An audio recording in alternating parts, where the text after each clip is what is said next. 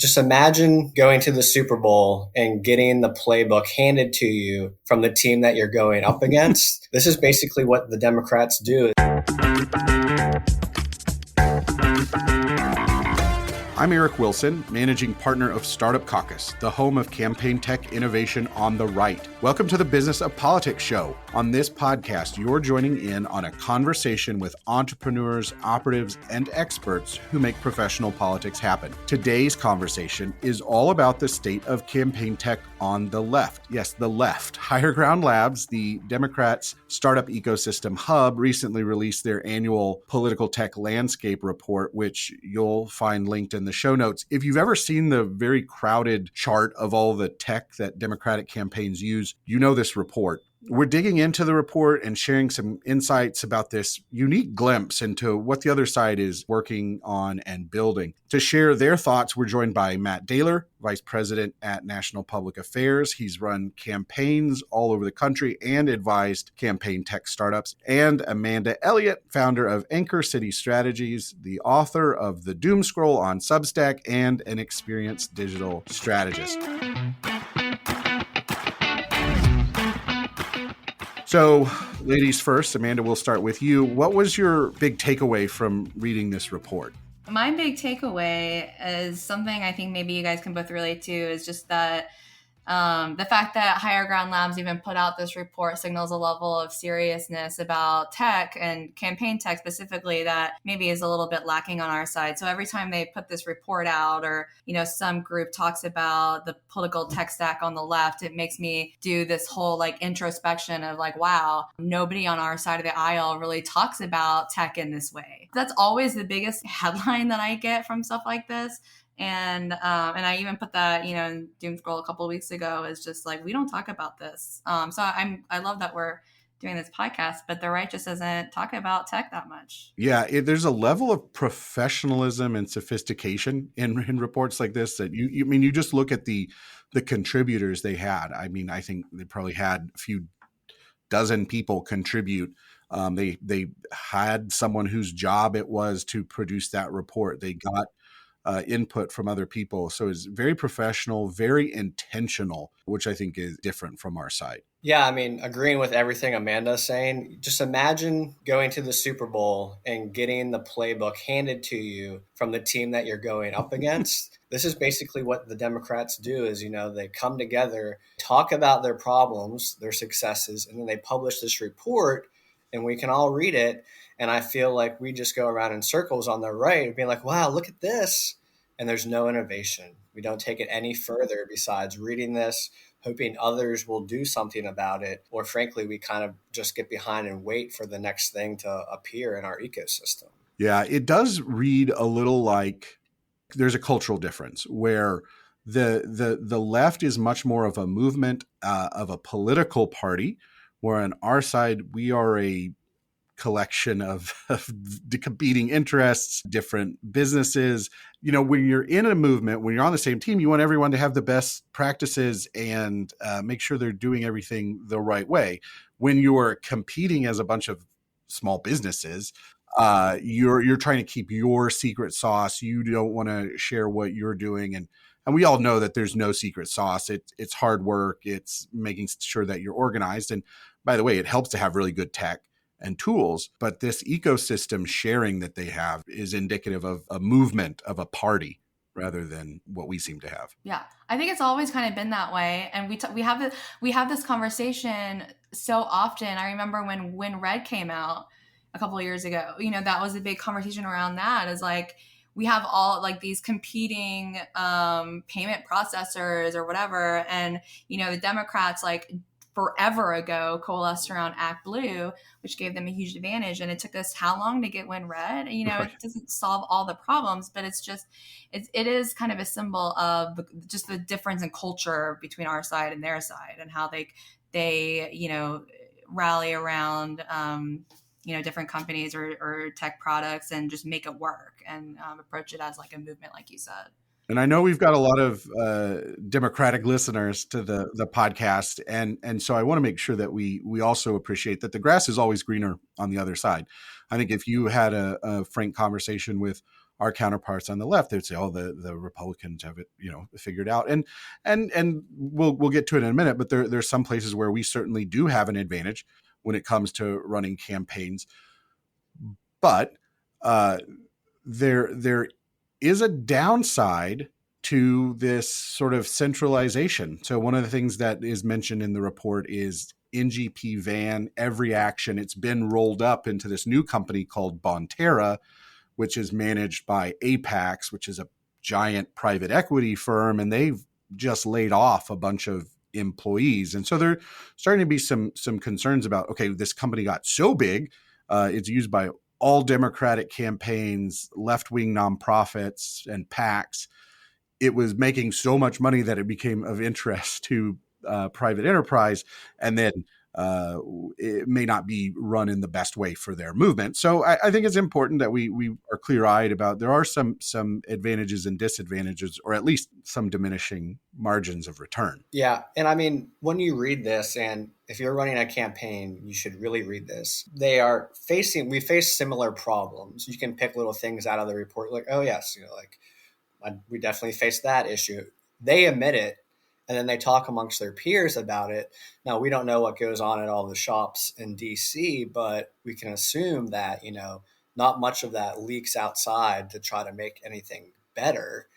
It all just stays within the company to try to compete with each other. So let's dig into the report a little bit more. I think the one thing that always surprises me, and I think this is a factor of them having a lot of talent in terms of technologists and resources in terms of investors, but there seems to be a strategy on the left of having multiple companies working on similar problems. So one example is relational organizing. So this is they're probably, where are we at, 3 or 4 apps on the left that offer relational organizing, where you download an app as a volunteer, upload your contacts, and then match that to a voter file, and a campaign comes in and says, these are the friends that you need to contact.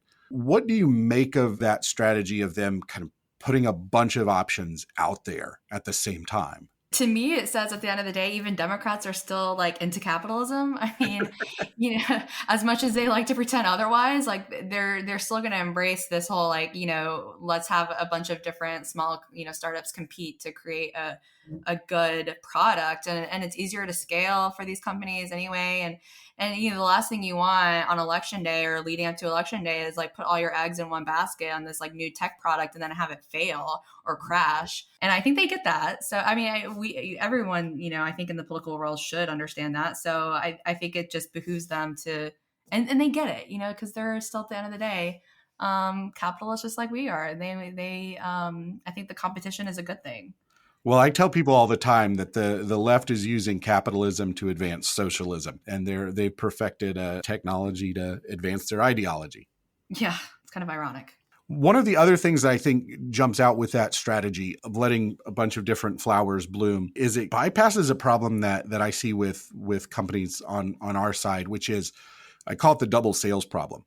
So you have to convince your customer that something is a problem. Then you have to convince them that you're the right solution. Well, when you have 2 people in a marketplace, or 3 or 4, have already validated the problem, it's now a decision of which vendor, which software do I go with, not, oh, is this a problem? So I think that's a real advantage to them, where yes, you have some degree of competition, but also it just sort of assumes the premise of, yeah, we need to do relational organizing. Which one are you going to pick? Not, do I need to do relational organizing or not? Yeah, that's a really good point. Yeah. I mean, it's like they look back on the last cycle. They realize, hey, we think we had this issue with a lot of campaigns. Who wants to take the role on trying to fix it, or let's try to solve it together. And a lot of the companies go at it, right, to try to fix it. And then, as you say, that validates to, campaigns. So a lot of people are talking about this. We should consider this too.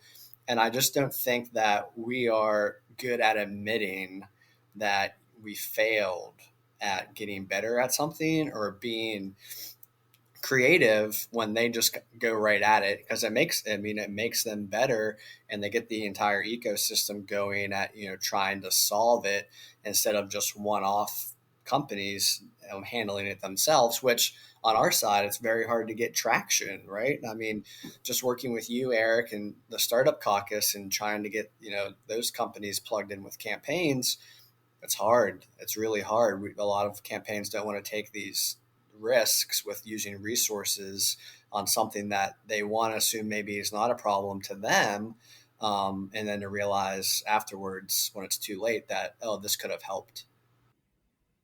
One of the ways that they advance this, and it, again, this was like, it just jumped out at me as I was reading the report. I think I counted it up, and it was like 7 different studies, randomized control trials, A/B tests that they cite in this report, that they are public, right? These aren't even the tests that we aren't getting to see, that are behind closed doors.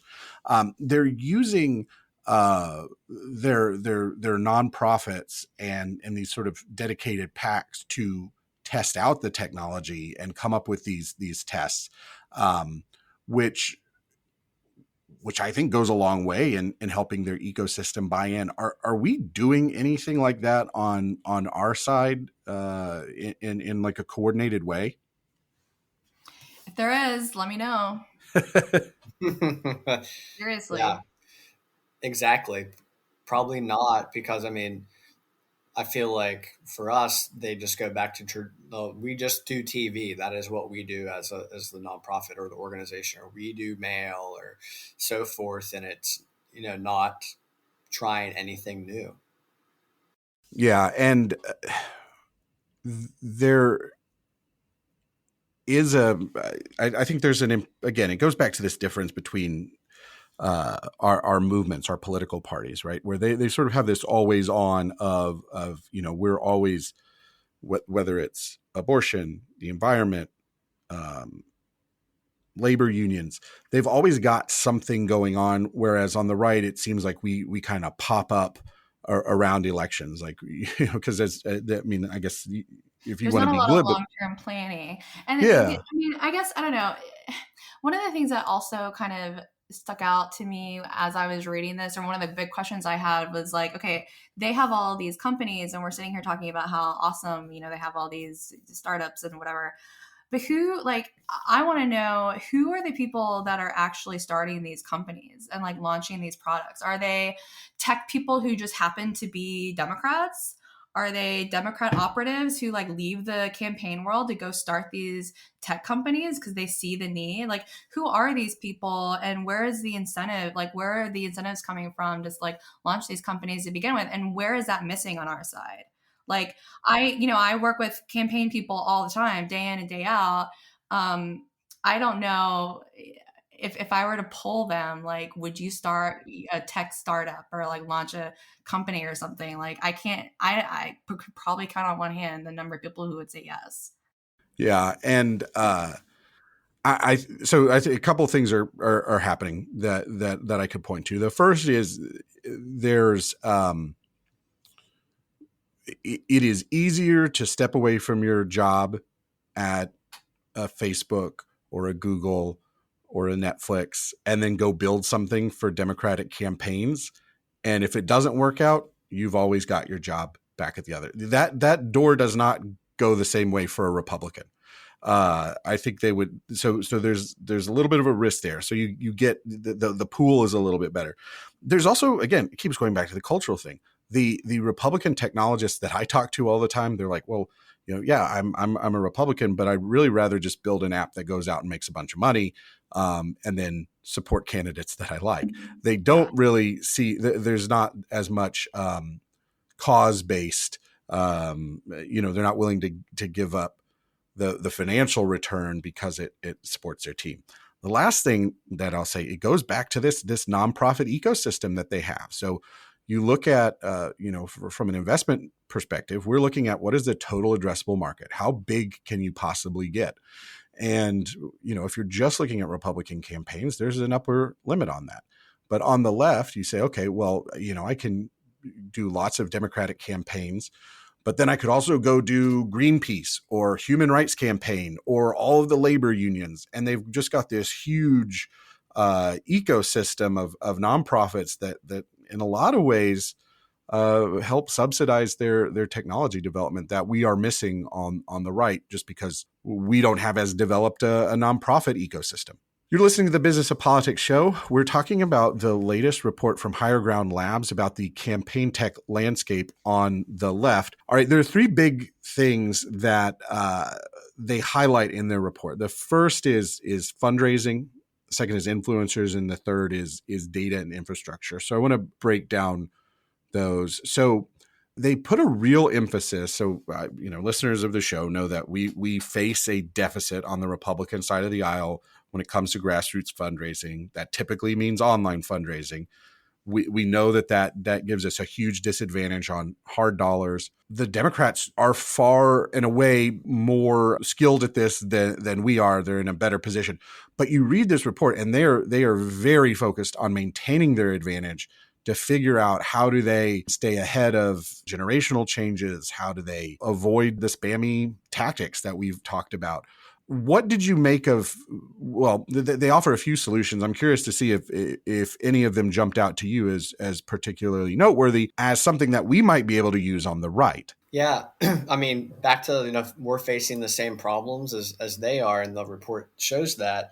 I mean, I think the AI using to prospect to find small dollar donors is something that we have talked about, and they are definitely investing in and trying to get that going, which I think is smart. But also, and it goes back to just who we are. We're always afraid to trust people to do things for us in campaigns, and there's nothing more scarier than having a volunteer probably be a fundraiser for you, right? And they seem that they are not afraid of that, and that is something that they are embracing. And we know this through social organizing and community organizing. There's no better person to deliver a message to you than somebody and they're kind of adapting that, I feel like, into the small dollars of not the email from the candidate, not the spam text, a literal contact from someone. Hey, I just gave $5 to Eric Wilson for governor. He needs help. It'd be great if you can give $5 too. I know that we're together in this. One of the things that they highlight, I believe the company is called Hovercast. So, and Amanda, this goes back to your bigger point. They also are involved in a little bit of technology capture, where they take something that's from a different marketplace and get it exclusively for Democrats. So Greenfly is an example of this, right? So it's previously like a sports marketing thing. They went with Higher Ground Labs and now don't work with Republicans. So an example being like Hovercast, which like has virtual events. So I think there was a Wisconsin Democrats use this to do a reunion of the West Wing cast and the Veep cast as a big fundraiser. And they raised like $700,000 essentially from a Zoom. Do you see this as being something that we would try or even be able to muster on our side? Try? Yes, maybe. Muster? I don't know. I mean, obviously there's a lack of, or there's a gap, between the left and the right in terms of like star power. And like, that's true. What cast of what show can we get to compete with West Wing or Veep? I don't know. But, yeah, I mean, I think we could do maybe a better job of embracing virtual events like that, even past COVID, and maybe bringing tools to market that help us do things like that.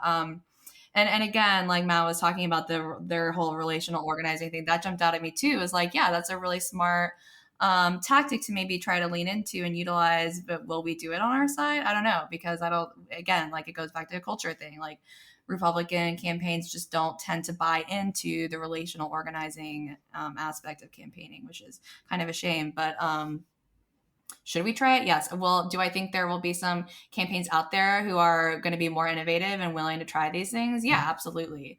But I guess we'll just see how it plays out.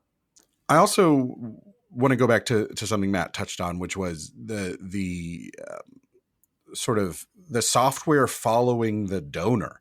So ActBlue really pioneered this. Like, you have an ActBlue login, and then campaigns are on ActBlue, and you log into that. You've got some organizations and platforms on the left that are giving you the tools to make sure that you're managing your donations well, as someone who may give at $5, $20, $50 a gift.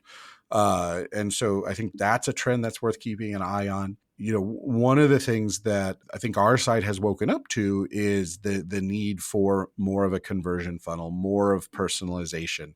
And that's an area where technology can be really helpful, is making sure that you're managing all of those segments that you're creating and tracking content and things like that. So I hope that's something that we wake up to. The second topic, of course, is influencers, right? So they talk a lot about the need for platforms that help campaigns connect with social media influencers. I think this is a challenge that is more acutely facing Democrats because their coalition is mostly younger, which means that they're harder to reach on traditional TV advertising, phones, things like that, where, Republicans, I think we have a little bit of a reprieve, maybe one or two cycles. But you've seen recently in the news that the Biden reelect campaign is all about the influencer strategy, because that's frankly the only way that you can reach these fragmented audiences at scale. And if you have the biggest campaign in the country recognizing that they are not going to be able to produce enough content, buy enough ads to reach everyone, then what does that say for other campaigns? Yeah, as capitalists, you would think that we would adopt this much sooner. If you're on Twitter, Facebook, or Instagram, you can see it through other companies doing it all the time now with product placement almost of what people are pushing to you. And for them, I think they definitely. I had conversations. I remember having conversations last cycle with a few people about this when the new rules were put in place about advertising on these platforms. It was like, well, you can see what companies are doing. They're doing product placement now and paying influencers to talk about these things as a way to get around it. I'm not sure if that many people did that on our side, but I mean, that's just so smart to do it that way. And yes, they do have, way more celebrities and things like that probably have a lot more followers. It's interesting to see AOC, be so pro TikTok. And it's like, well, I wonder why that is. It's like, oh, she has the most followers than anyone in the country. That's probably why she's, banned it. But there's something real there. And the more you can drill that down to these micro influencers, I think in the report, they talk about maybe 10,000 followers they consider as someone good to do that. Yeah. And if you can get those people to talk about your campaign or talk about donating to the campaign and put the link up, that is going to be effective. I was struck also by the institutional commitment to running these campaigns. So you saw the DNC ran an influencer campaign. A number of their bigger organizations ran campaigns. I think the hesitancy on our side is, we just got to the point where we're like, oh, we're going to really measure our TV impressions and make sure that we're doing things really well. And it's like, oh, well, how do I measure a social media impression? And so I think that's going to be a little bit of a mindset shift of people asking and being suspicious of what are we paying for? And it's not just direct response. It's got to be persuasion. It's got to be awareness. Yeah, and I think there's a lot of nervousness on our side about handing over the keys of a creative piece of creative to someone that you can't control at all. And I think most influencers are, willing to take the check, but not the oversight. And so I think there's definitely nervousness on our side about like, okay, well, 20-year-old Joe Smith, student at NYU who has 1 million followers on TikTok, like we don't know exactly what he's going to say. We may not like it. And I think we are very like hyper focused on messaging on campaigns, sometimes to our detriment. But the other thing I would say too on the whole influencer thing is, I get why the left does it. They need to do it. But I would just caution in this whole conversation, like let's be careful of not like chasing things just because the left is doing it. Like, they have some really good ideas. Yeah. But with the influencer marketing especially, I have so many like mixed feelings about it.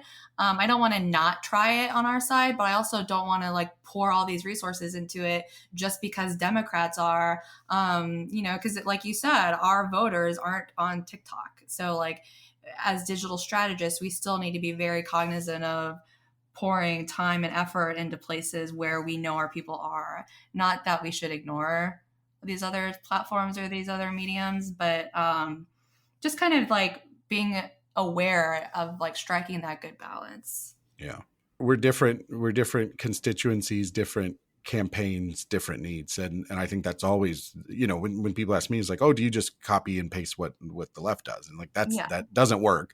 Because our voters, our donors, our volunteers, totally different. That's a good point. Yeah. And they talk about too, having the candidates be the content creators as well, which I'll give a plug to Senator Grassley, the king of content on a lot of things.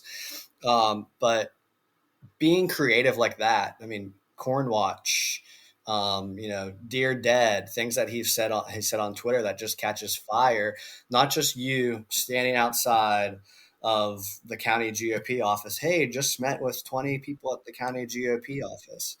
Be interesting, be likable, tell people what you do in a day so that they are interested in you and start following you.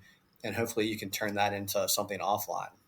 So I want to end on, I think, what should be a positive note for our side. They do talk about some efforts on the left to modernize and improve their data infrastructure. So on the right, we have the data trust, which is a huge asset for Republicans and our allies.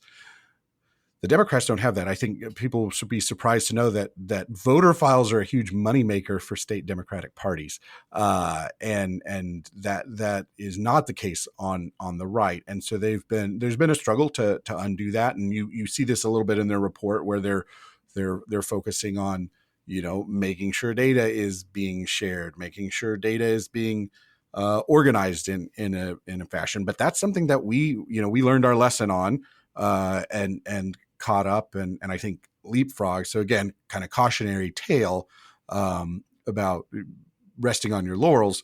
And I don't think that we're doing that, but it just shows you how hard it is to overcome a disadvantage when you're not up to speed. Yeah. And I mean, on that point with data and John Black and Brian Parnitsky doing a great job leading that for the party and John through the entire ecosystem. And I think that's where we're doing a really good job, Eric, with these conservative nonprofits finally getting active within the ecosystem to help improve things. And that's within the sharing of data and how it's warehoused and shared with other campaigns. We do a fantastic job with that.